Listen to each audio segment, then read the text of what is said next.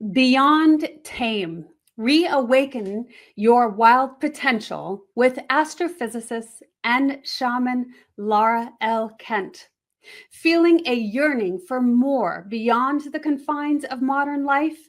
Join us as we welcome Sarah L. Kent, an extraordinary writer, wanderer, and coach with roots in science and soul. Discover how to break free from feeling hollow and unfulfilled. Tap into your innate intuitive wisdom and make the profound difference you were born to make. Learn how to say yes to your dreams and live a life led by example, not convention. Prepare to reawaken your wild potential and live a truly impactful life.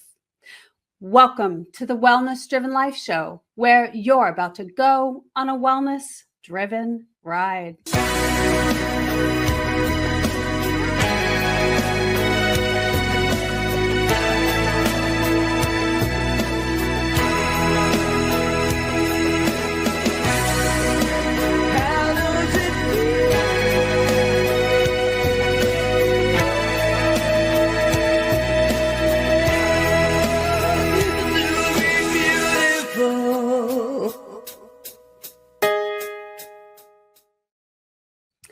Welcome. Let me share a little bit about the incredible guest that we have with us today.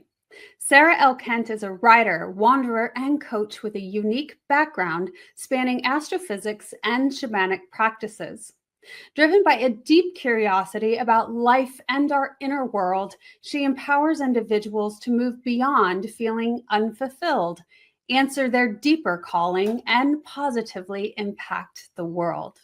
Her diverse experiences include meteorology in remote locations, Reiki, bodywork coaching, and an intense shamanic training, all woven together to guide others towards a life of purpose and authentic expression.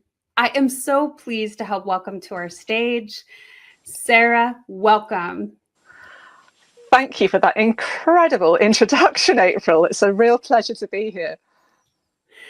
You are so welcome. And so let's share with our audience a little bit, because I think it's really fun and fascinating where you're at right now, what life is like, and then you can get a little bit into your background so we can get to know you more. But I just love what you're doing now. Can you share that? Yeah, well, 10 out of 10 to anyone who has worked out where I am now from my background. It's not an RV, it's not a trailer.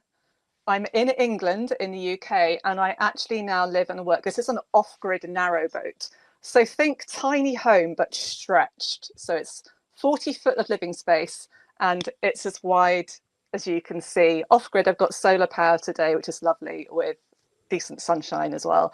And yes, I do move every 7 days, every fortnight or so. But this is really different to where I was even just actually 4 or 5 years ago. And that was when I pretty much hit burnout. And it wasn't for the first time. But I didn't start off as a coach. I actually started off as someone who's just insanely curious about everything. I actually studied astrophysics at university just because I love learning. Then I went into meteorology because I love travel and there's weather everywhere. So that's why I ended up in meteorology.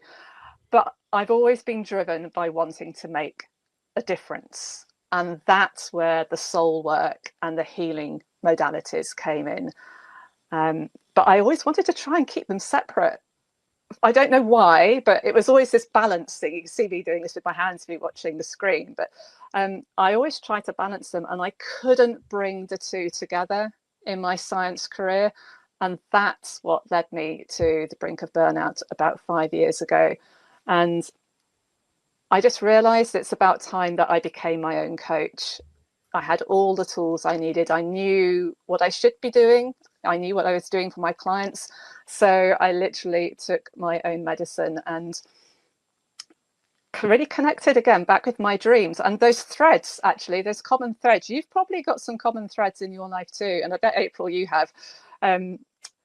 That love of learning and curiosity, the love of travel and making a difference. And it was, how could I create a life where I got to do those things every day, because these are the things that really light me up.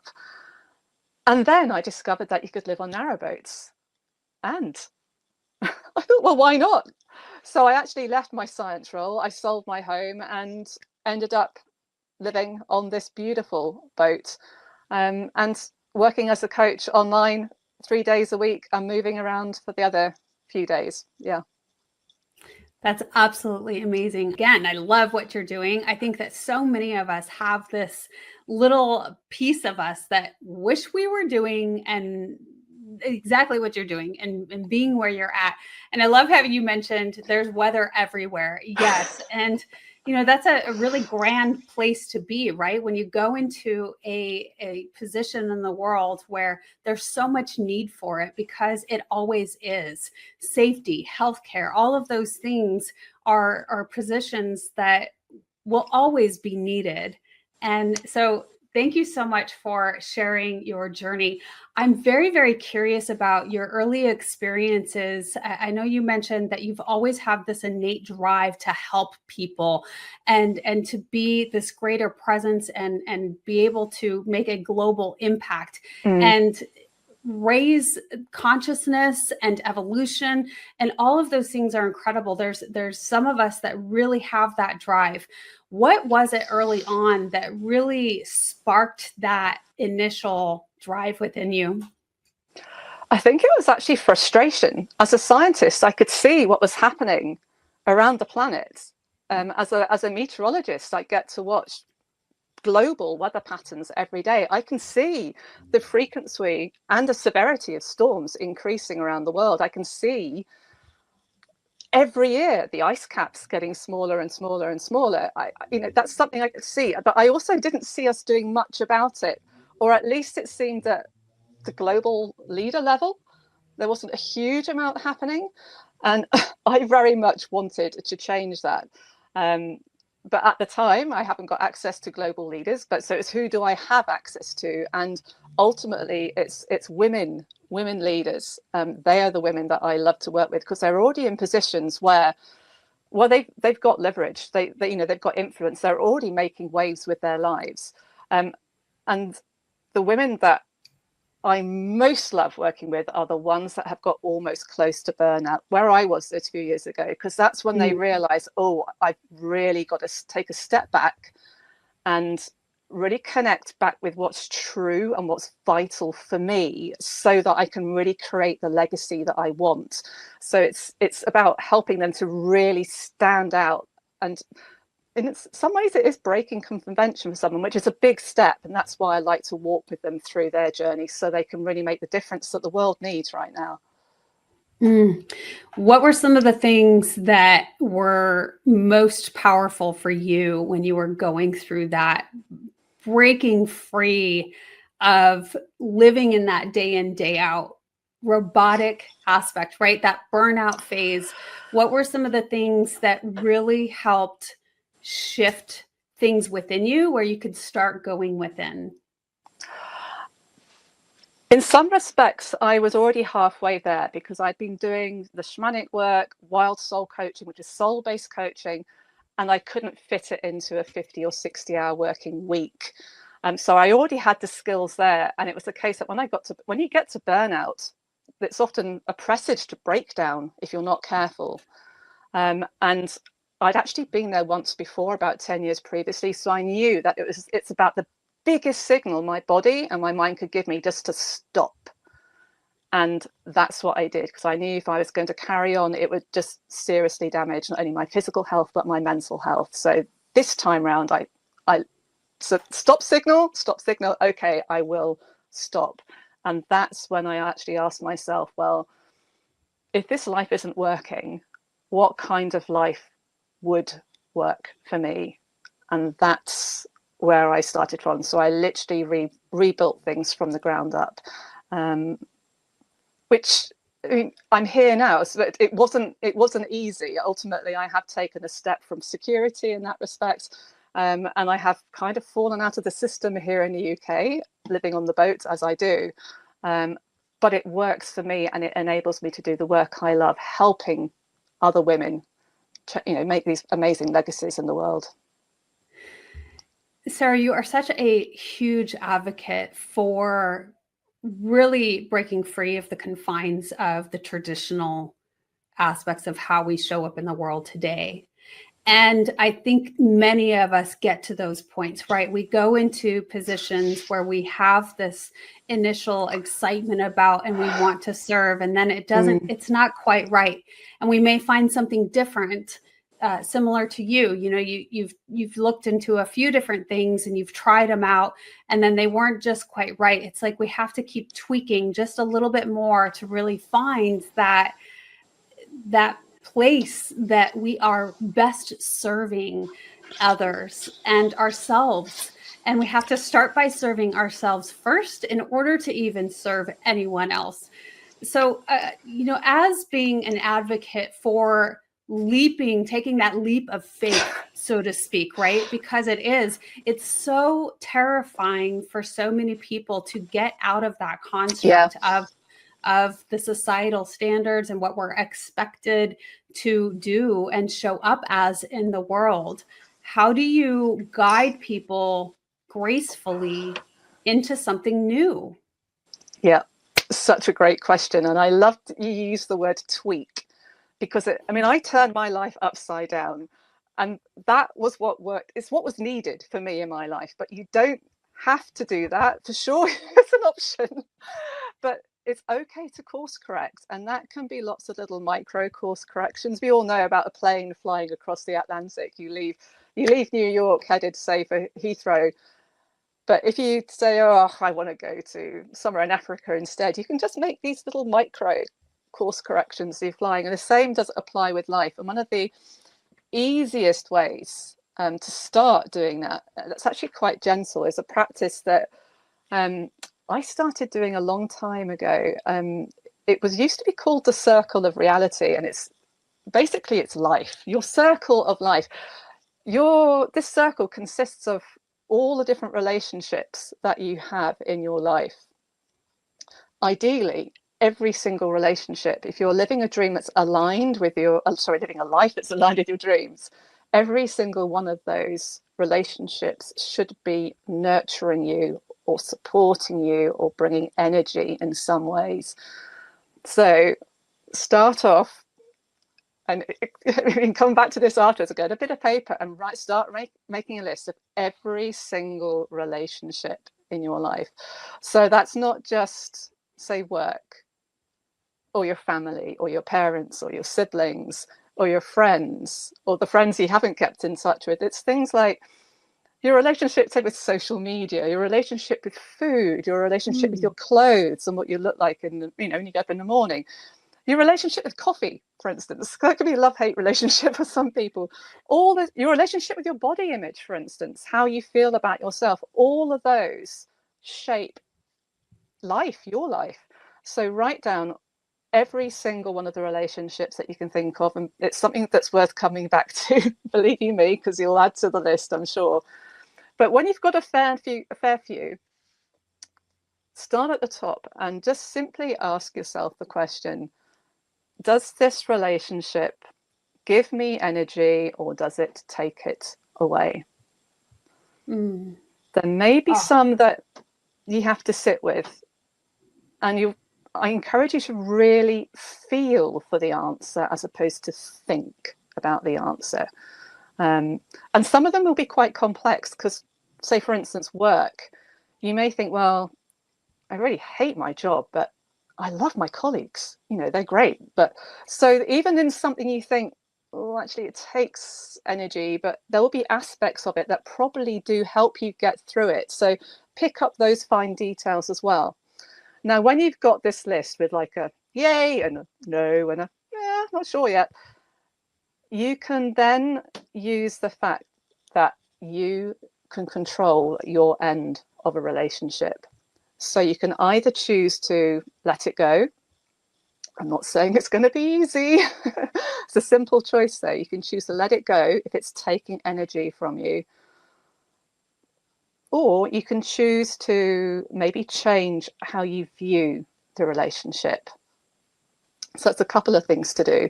But the idea is with this list, and try and start small, you start releasing those things which take energy away from you. And when you do that, that starts liberating energy for you. And that helps you make these bigger decisions more easily, but it also gives you more energy to do things that you love in your life.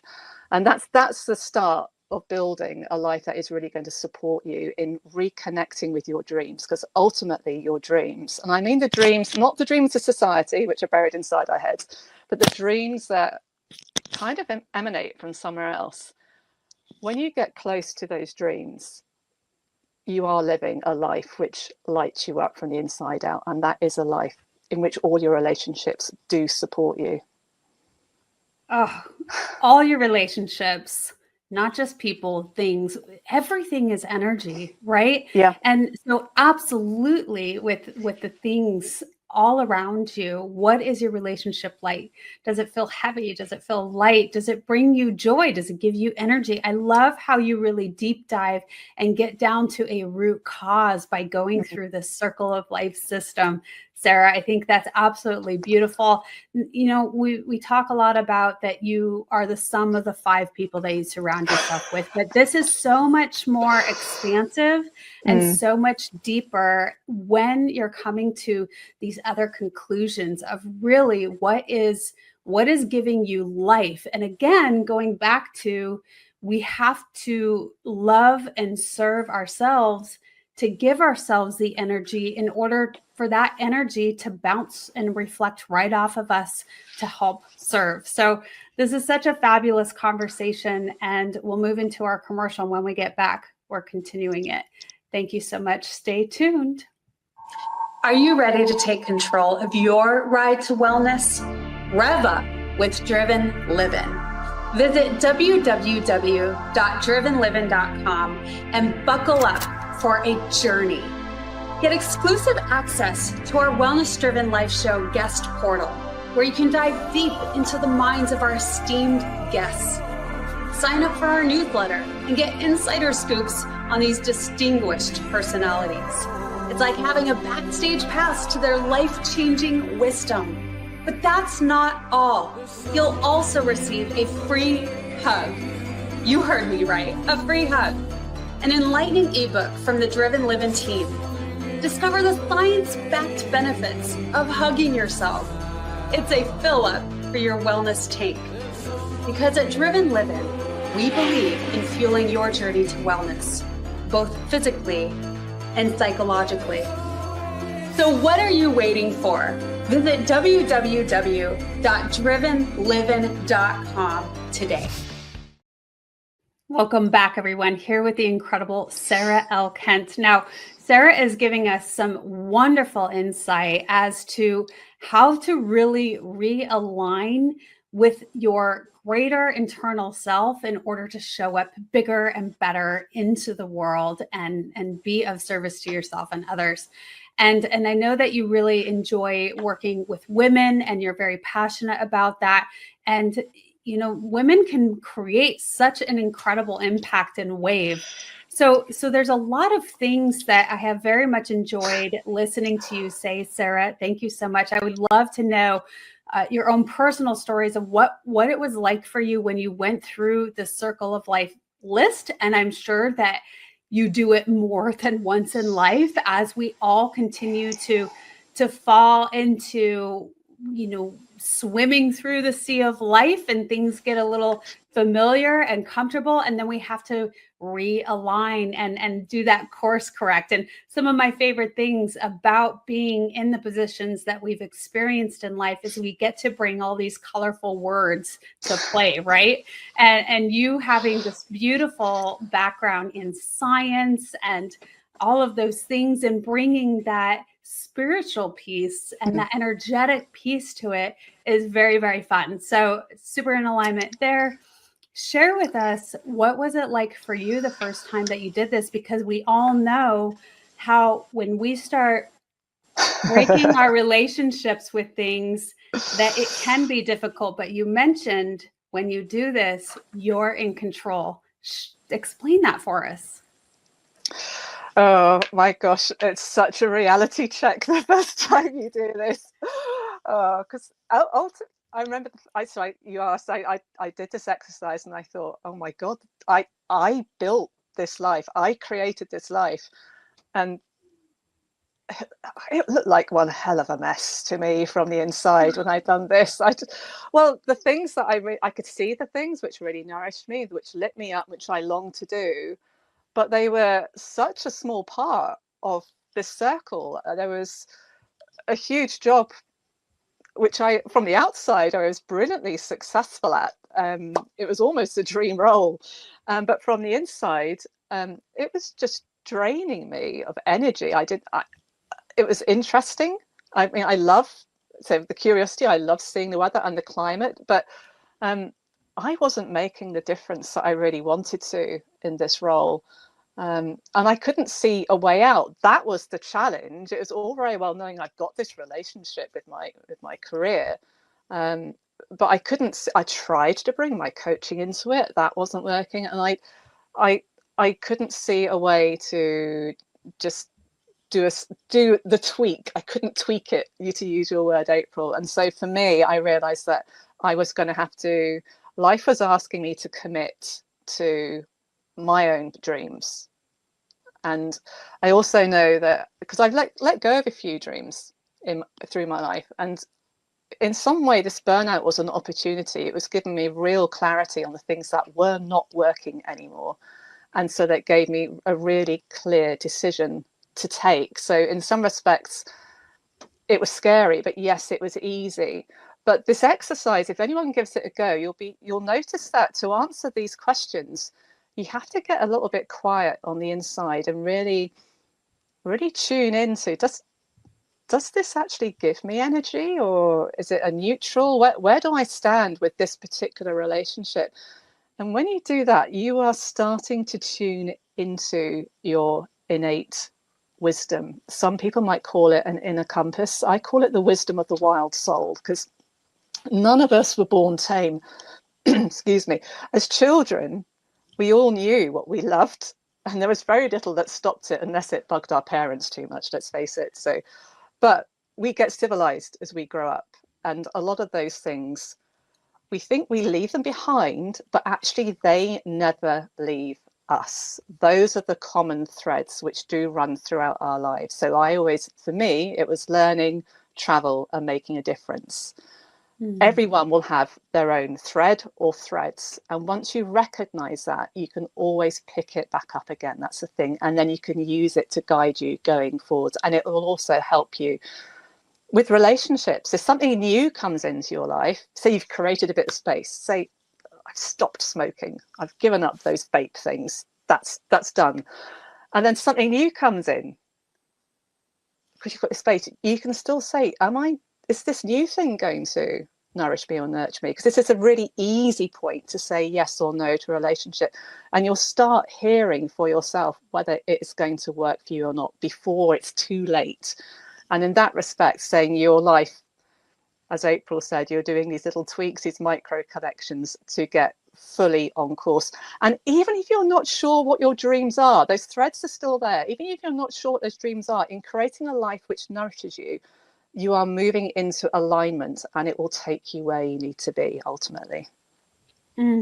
That's really beautifully said. And it makes me think about how I witnessed my children really drawn and naturally showing up in their wild child way, and doing the things right. And as a parent, to remind them, hey, by the way, you really loved doing this. And to just kind of circle back and remind ourselves, what were those innate drives that we had initially, right? And so what was it? How did you come to really having a better understanding of what it was as a child, of those three things? I think three things you mentioned, of helping and travel, and I can't recall the other one, but how did you come to that conclusion for yourself? I guess it was when I was in my teens. I think at that point, you've got to have a few years under your belt to be able to look back and start seeing, where on earth have I been, and what does it all mean? These things start going through your head as a teenager, don't they? I'd moved quite a lot as I was a kid. I was always drawing things, and so I always try to work out how things worked, whether that was the universe or insects or flowers. So that was really obvious to me. The travel thing was more, actually, I used to dream of being on a boat going up the Amazon to explore. I was really disappointed when I found out people had already done that. But I'm on a boat now. So it's really interesting. And April, you were commenting about watching your children. I thought, what a gift it would be as a parent to make a note. When you were 2, for a child, one of your kids, you loved doing this. When you were 3, you loved doing this. And when your child eventually gets to 18, 21, when do they leave home nowadays, for goodness sakes? But as a gift, to give them this, all the things that had lit them up through life, even through the difficult times. And that's like a little line of breadcrumbs to where they are now, but it'll give them a sense of direction as to, where to go in the future. Yeah, it's quite lovely and beautiful. And oftentimes we ask people, what were the things that you were attracted to as a child? Even what superheroes did you love? What cartoons did you love? Like some of those little things, like you mentioned, the breadcrumbs are all things that when you start thinking about it, will show you. Because it's like those, we idolize certain things, but there's something within those things that we want to see within ourselves, or and show up externally through those aspects. Yeah. And so that's a really, really fun way to bring it about. Yeah, I definitely blame some of mine on too much Star Trek when I was a kid, and also too much Doctor Who, which is a UK program which might have got across to the United States now, but it was too much exploring the universe and time travel, and discovering new things. That blended with playing with the ants in the backyard, which you do as a child, or I certainly did. So yes, well, it certainly has the magical aspects of it, the technology aspects of it, where we are able to do greater things than maybe we have the capabilities of now. And so that exploration is certainly there as well. And nature, and the beautiful thing is that all of these things are possible. And when there's infinite possibilities to create infinite things, right? It's like, how much more can you expand your mind to create some really incredible possibilities? Yeah, and possibilities is just such a magical word, isn't it? And that's one of the reasons I founded something called the DreamWorks Project, which it's devoted to inspiring and affirming the dreams of women from around the world. And I'm interviewing women, a little bit like we've had, and it's a beautiful conversation, but it's about one of their dreams. And then that dream is anonymized, but published out. It's on Substack. People can read that for free. So hundreds of women have taken part already. So you can actually see the dreams of women that are living now. And to know that, for instance, it's okay if you dream of living a quiet life, because that dreams invoke our gifts, or I don't know, our unique medicine, you could call it. So that if you dream of living a quiet life, that is invoking your unique medicine through your life into your family or your community. Equally, if you dream of, say, setting up schools in sub-Saharan Africa, that dream is invoking that particular person's unique gifts or her medicine into the world. And when I look at the world of today, boy, does it need the medicine of women. And that's the energy behind the project as well.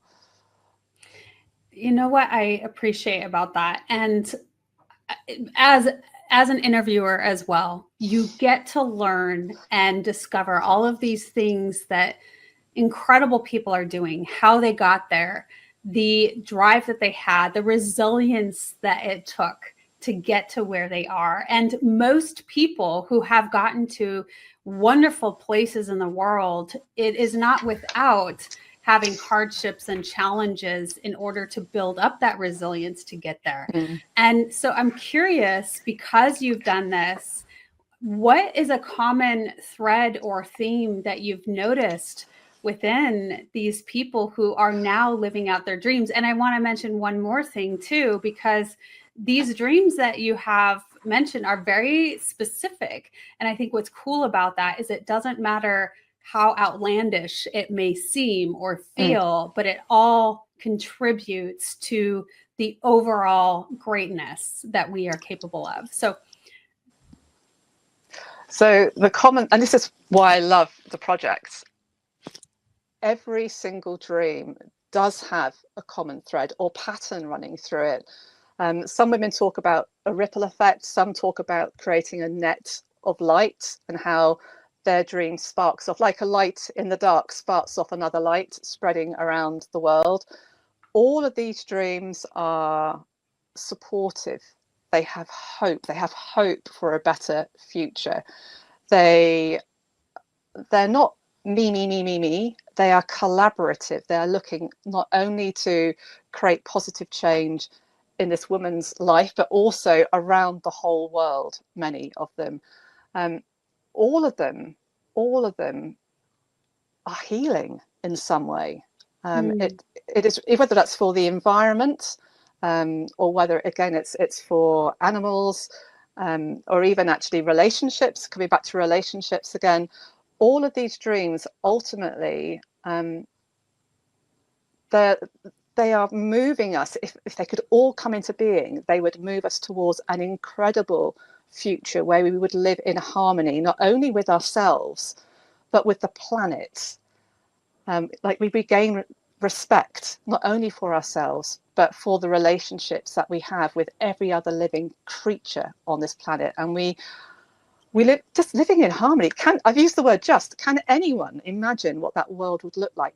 But it's still within reach. It is possible if we can dream this. And the number of women that are holding dreams like this, it is still possible if enough of us have the courage, and sometimes it is the right time to say yes. And the beautiful thing is, if you have a dream, is that you don't necessarily have to say yes to all of it.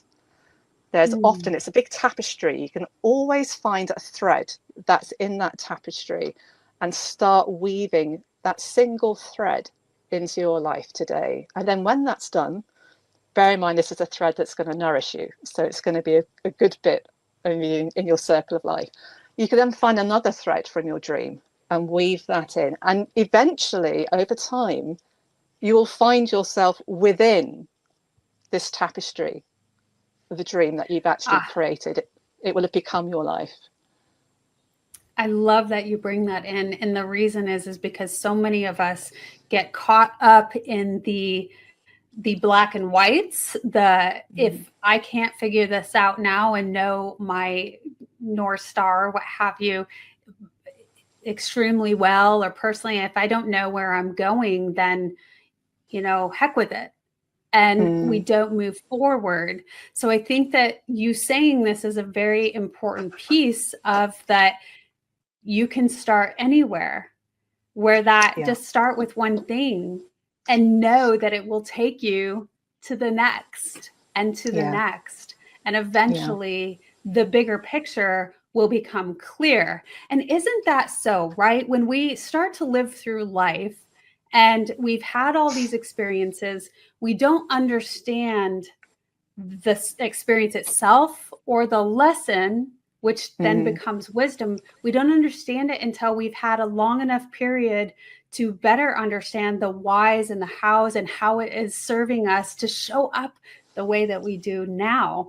And so I like very much that you brought that into the forefront, because I think when we have patience and are compassionate with ourselves on this journey of life, that we don't get to see the whole picture, but that's part of the incredible journey, right? The incredible possibilities that are within, because we could lead it and go in a different way. We had somebody on the show that I thought was so brilliantly said was, life is like spaghetti. There's no wrong way. And, it could be in all of these different directions, but that's just the point, right? It all Yeah. may lead to the same thing, but there's a billion different ways to get there. Yeah, that's such a great thing. There is no wrong way. And I really believe that our lives are our message to the world. And so just to sit back, it's like, what message do I want to leave with my life? And if everyone thinks about that, what message do you want to leave with your life? And when you can get clear on that, again, it may not be part of a dream, but it's going to really help refine or define the direction that you want to take today. What message do you want to leave with your life today? Maybe it's just about being kinder. We can all do that today. I love that. Sarah, you have been an incredible guest on the show. Thank you so much for being with us today and sharing so many incredible tips and tricks for all of us to be able to walk away with and actually apply them, take action with, to improve our lives for the better. So thank you so much. I want to make sure that everyone knows where to find you. We've had it displayed here on the screen a few times, but for those of you listening in, saralkent.com, easy peasy. It's in the description below, so be sure to check out all of the things that she offers. And wow, all of the interviews that you have been conducting, that's super, super fun. So be sure to check that out. Sarah, it's been wonderful again. Is there anything else you want to share with our audience today? I guess the one thing is, if you're really curious about the dreams that are published, they're not on my website. You'll find them on Substack. So look me up on Substack, Sarah L. Kent, or you could look up for A Field of Dreams on Substack, and you will know when you're in the right place. Yeah, that's where they are. Yeah, thank you so much, April. It's absolutely my pleasure. A Field of Dreams. That's awesome. For those of you who know about that. And again, Sarah, thank you for being on the show. And thank you so much to our audience, because without you, the show wouldn't be possible. So goodbye for now, and we will see you next time.